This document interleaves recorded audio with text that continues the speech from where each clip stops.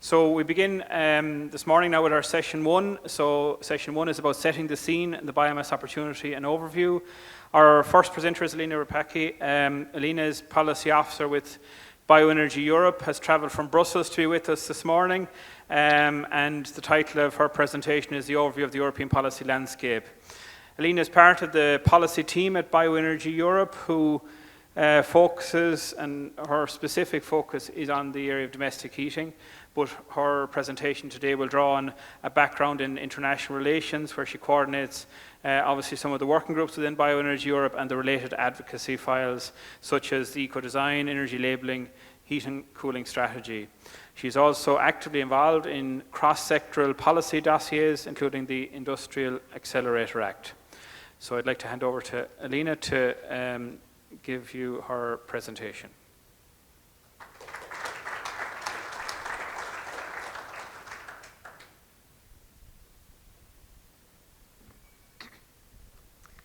All right. Hello, everyone. Good morning. I'm very happy to be here with you. My name is Ileana Repaci, and I'm part of the policy team at Bioenergy Europe. What I would like to do with you today is provide you with an overview on what is happening at the EU level, what are the most relevant files, and how this will impact the bioenergy sector. So before doing that, I would like to say a few words about Bioenergy Europe. We are the voice of the bioenergy industry since the 90s, and we have around 180 members, including national associations, companies, and academia. Among these national associations, we also have IrBEA, which is hosting us today. And we also founded the SHORE certification scheme and managed the EM Plus certification scheme. Among our many services to our members, we provide once a year this statistical report. You have a pocket edition on your chair today. Just before delving into the policy side of my presentation, I would like to say a few words about some of the data that you might find in this report. In here you have this very nice pie, and in green we have the heating and cooling consumption in the EU. In yellow we have electricity, and in blue you see transport. So the first thing that comes to mind when you look at this is that, contrarily to what people usually believe, heating and cooling makes up pretty much half of the EU energy demand. Of this half, the fuels that are used to satisfy this demand are, for the majority, 74% fossil and non-renewable fuels. Then we have, in green, 21% biomass, and in blue, 5% other renewables. So to summarize, for the heating and cooling sector, in the 26% share of renewables, biomass makes up for more than 80%. For electricity and transport, I will leave you the data there. I will not go into depth with this today, but you will have the slides anyway after my presentation. You see that bioenergy still has an important role, especially in transport. For electricity, it's a bit different, but still relevant. So in total, in 2023, which is the latest available data, bioenergy made up more than half of the renewable mix in Europe. And that is a big, big part. In this other graph here, you can see the main markets for renewable heating. You have these very nice green bars for each member state. These green bars represent the renewable share in heating and cooling for each member state. And then you have these blue small horizontal bars. And those are the national energy and climate target, the renewable target in the national energy and climate plans for each member state. So it's the targets that each member state has set for themselves. As you can see, this is a pretty uneven picture. There are countries with higher ambitions, and those countries are, interestingly, also those that consume biomass the most in Europe. Some other countries have lower ambition. Can you see Ireland there? No, I'm joking. So Ireland has one of the biggest percentage points jump in the EU countries. So it would require basically the largest relative increase in renewable heating and cooling across the EU. So maybe it's even more ambitious than other countries. But now, without further ado, let's move on to the policy side of this presentation, which is why I'm here. So there are a few files I would like to tell you about today. The first one is the RED 3, and more specifically, the post-2030 framework.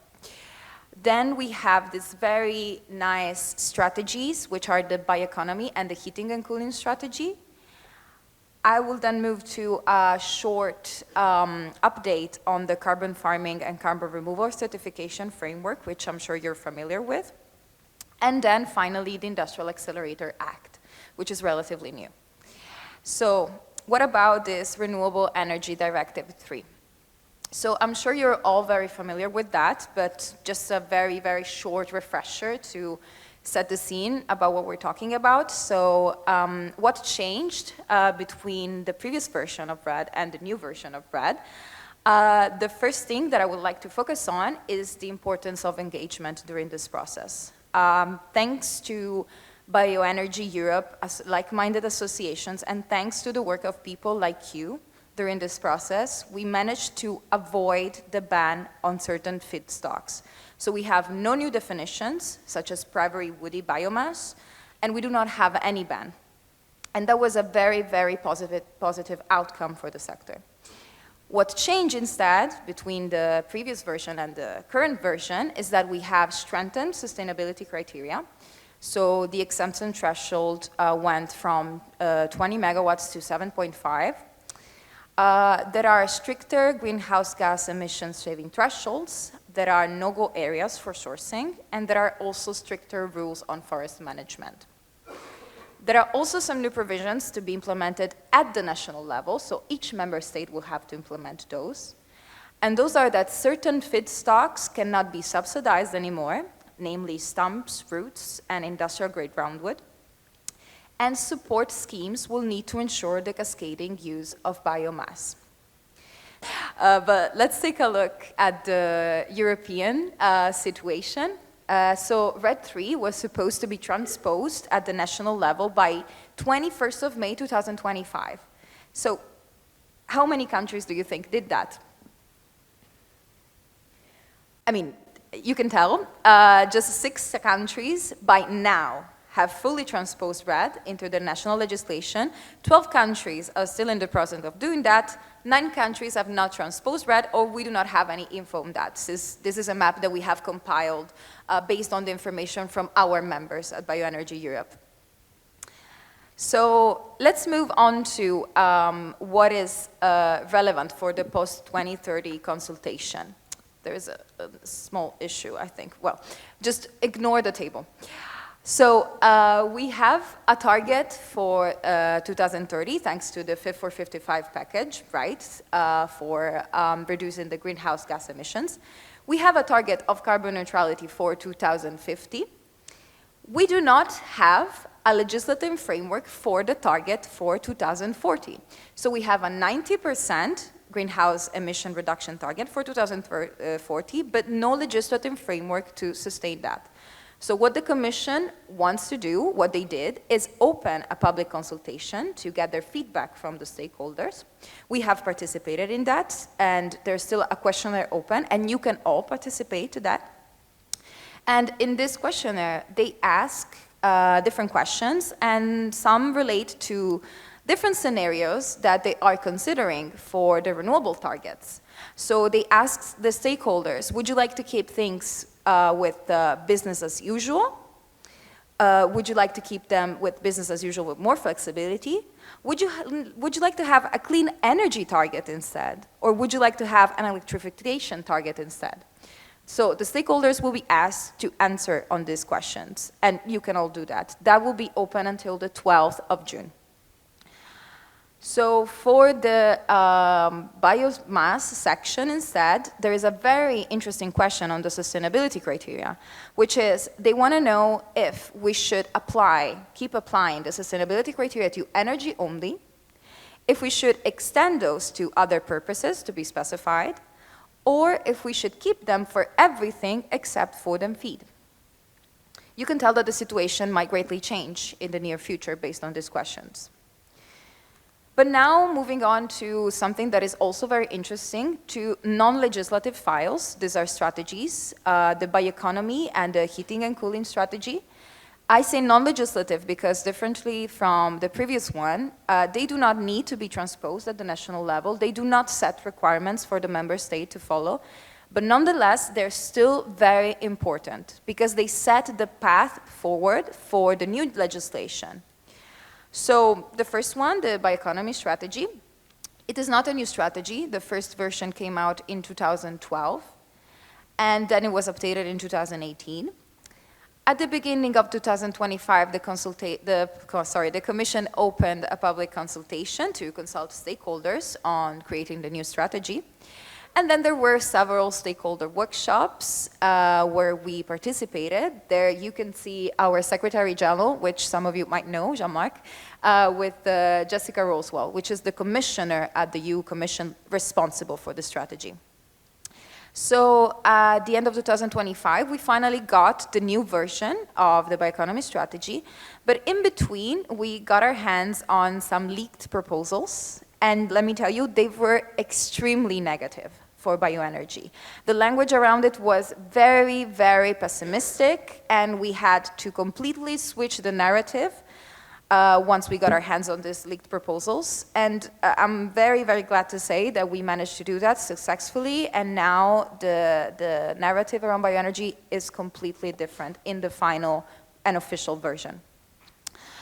As the Commission usually does, they want to use some tools to implement the strategies. There on the screen you can see some dates with the kickoff meetings, start of bioeconomy dialogues, a forum that will start in September, and lastly, the start of the voluntary Bio-Based Europe Alliance that will be launched here in Ireland in October.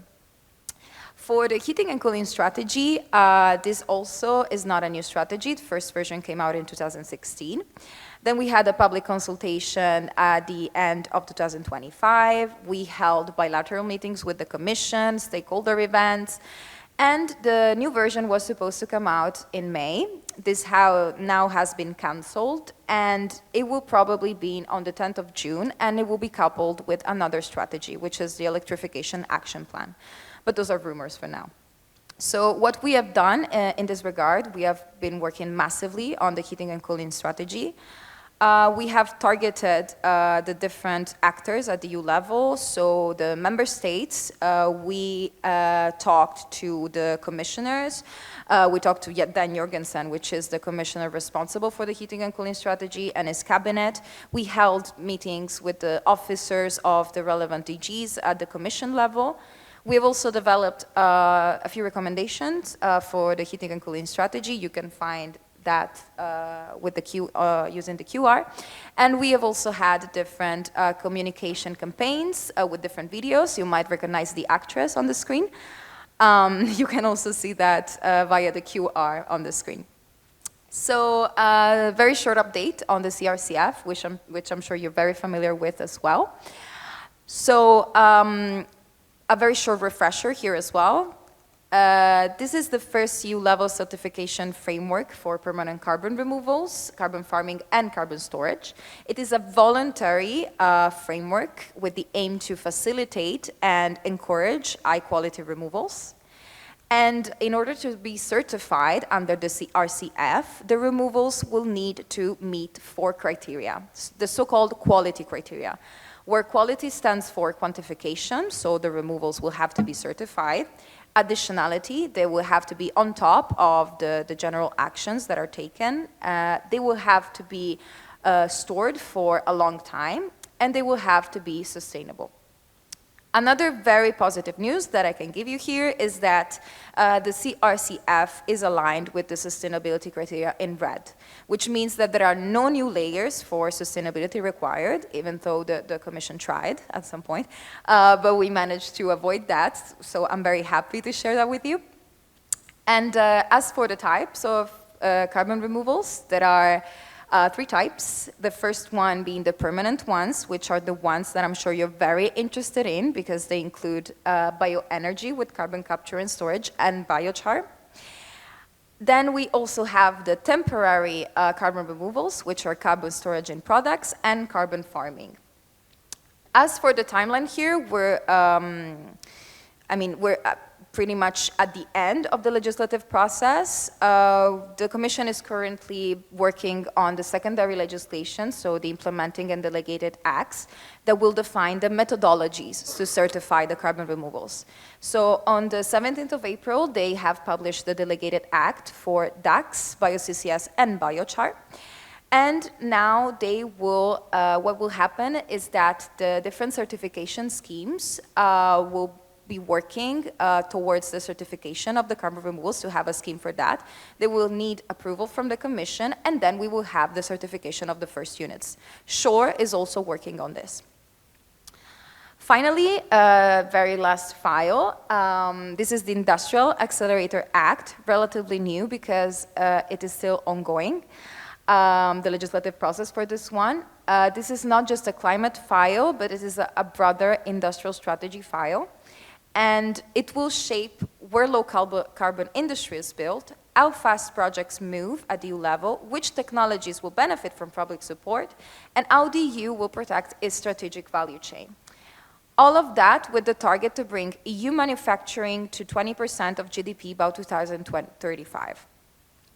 So the reason why the Commission created this legislative file is that they found a series of problems that we have at the EU level for manufacturing. So EU manufacturing is declining, and we are dependent on third countries for many things. There is also very weak demand for low carbon products at the EU level, and industrial projects are very slow to deploy. So what the EU wants to do with this act is provide a series of solutions in order to have faster permitting.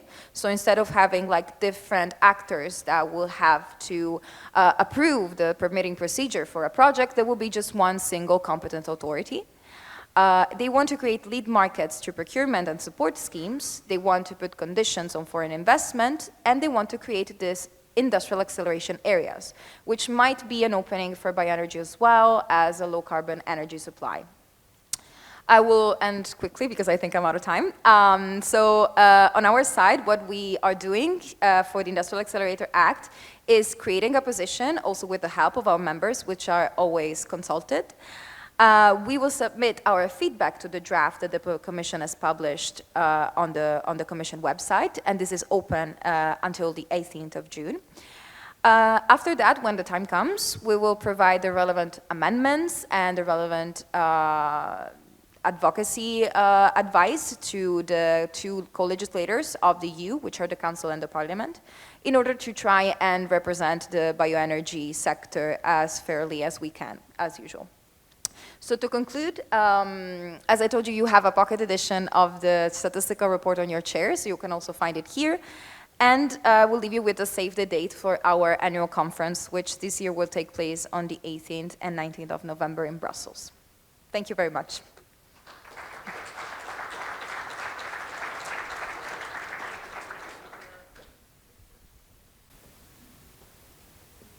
Thanks very much, Ileana, for your comprehensive presentation and your updates from a European level. We're delighted that we have a strong representative body in Europe in the form of Bioenergy Europe, in which IrBEA is an active member and which the groups and committees within the organisation are doing a lot of work.